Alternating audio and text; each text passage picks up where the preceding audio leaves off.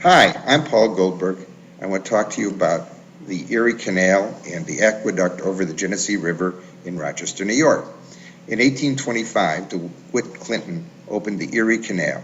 The canal, which was called Clinton's Ditch, was a grand idea to provide water transport across New York State and eventually to the frontier of the country, since it gave access to the Great Lakes at Buffalo. The ditch itself ran from Buffalo east to the Mohawk River, which ultimately connected to the Hudson River at Albany and thence to New York Harbor. One impediment to the route of the canal was getting over the Genesee River. This river flows from Pennsylvania north to Lake Ontario.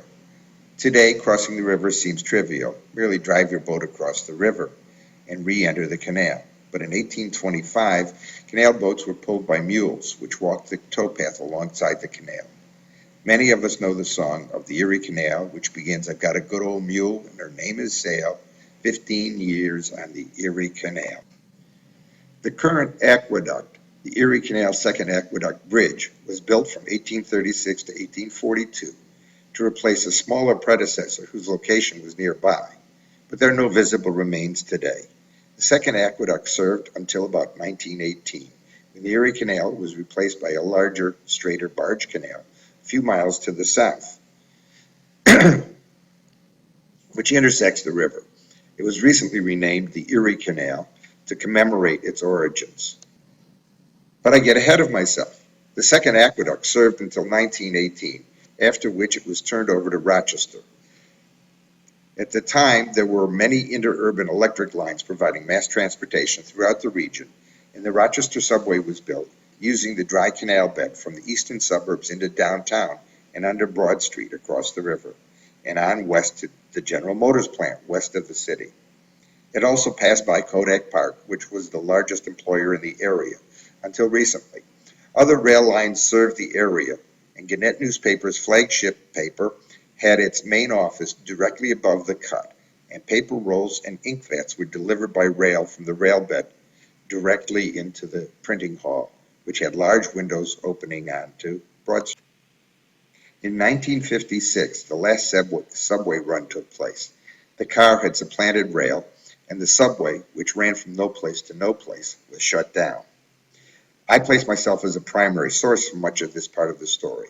My 8th grade school was on the subway line, as was my father's business, and I rode the subway to school each morning for a year. I also rode it to get to the Central Library, which bestrides the rail bed and an old mill race. Also, my friends and I used to play in the rail bed, keeping a wary eye out for the occasional single subway. I was in the rail bed when the last car ran. As for the description of the subway that was written by my Uncle Stanley Levy, it was published in the Saturday Evening Post in 1952. It did not endear him to people in Rochester. Most of the old canal bed, which had become subway rail bed, became part of the I-590 and I-490 from Monroe Avenue in Brighton to Clinton Avenue in downtown Rochester. The canal bed west of the river has been mostly filled in.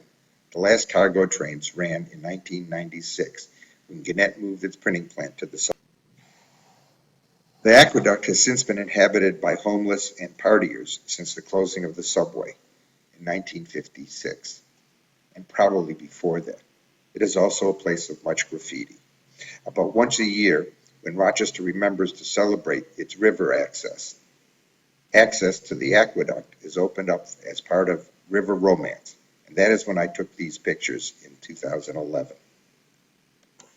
There is much to explore along both the canal and the river, and I've had a lifetime playing in this area. It's been fun. I hope it continues to be fun.